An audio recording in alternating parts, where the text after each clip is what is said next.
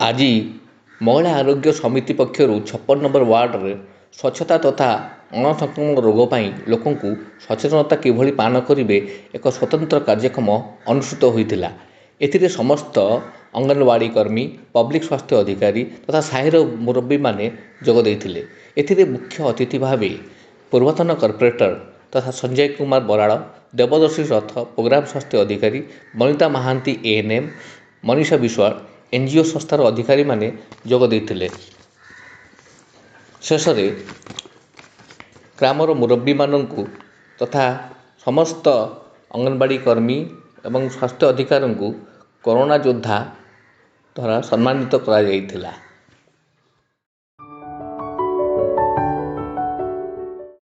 आज ये कार्यक्रम आम माने यहाँ तो नुहे आम तरफ यहाँ हूँ मास मैंने करमर है ये 5टा मास आमर अच्छी 56 वार्ड रे तांको आम माने कह था जमी कमिटीर किसी इनवल्वमेंट रो माने कम्युनिटीर जोटा कि आमर कहती गोष्ठी सहभागिता। तो गोष्ठी सहभागिता रही ऑटोमेटिक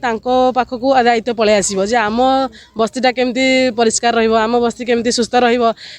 जी जानवे आम से आमर हेल्थर जो रही उद्देश्यटा रही स्वास्थ्य परिमाण केमती आमर भल रही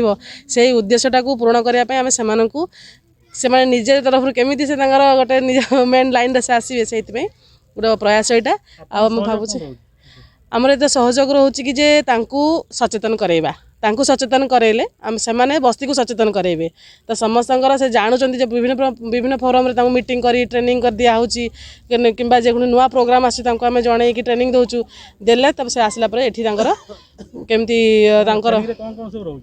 जहाँ भी आम टॉपिक रहा जमी आम स्वस्थ हाथ धोइबा जमी आम कोविड रे नियम पालन करवा चपुड़ दौड़ा करवा से सब जिन से आसिक ये बुझेबे मैंने जो रहा कि फिल्ड रे कहूँ से बुझेबे जे नहीं लोक मान कौटा आम सचेतन केमती रहा से हूँ मेन मोटो। मु साधुवाद ज्ञापन करी हृदय आमर 56 नंबर वार्ड जो महिला आरोग्य समिति अच्छी 5 गोटी महिला आरोग्य समिति एवं समस्त अंगनवाड़ी वर्कर, अंगनवाड़ी हेल्पर, आशाकर्मी एवं विशेषकर बंफकुदर मेडिकल अफसरगण एवं आम सहित अच्छा बंफकुदर पब्लिक हेल्थ मैनेजर मैडम महोदया एवं आमर बनिता दीदी महोदया समस्त को आज अंतरु साधुवाद ज्ञापन कर नववर्षर हार्दिक अभिनंदन जनाऊँगी। तांकर ये जो पैंडेमिक सिचुएशन रे जो प्रकार से कार्यक्रम करुछंती साधारण लोकटीए गरीब लोकटीए से निश्चित भाव में साधुवादर योग्य एवं आज जो महिला आरोग्य समिति जरिया सरकार प्रत्येक लोकटीर कथा को निज ये भितर रखिंट किभली भाव में गरीब लोकटी स्वास्थ्य सेवार वंचित हो न रहू से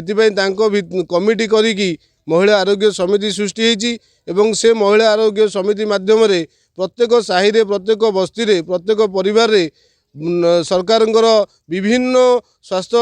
योजना पहुँचुची से कि माननीय प्रिय मुख्यमंत्री की सरकार को धन्यवाद दूची एवं समस्त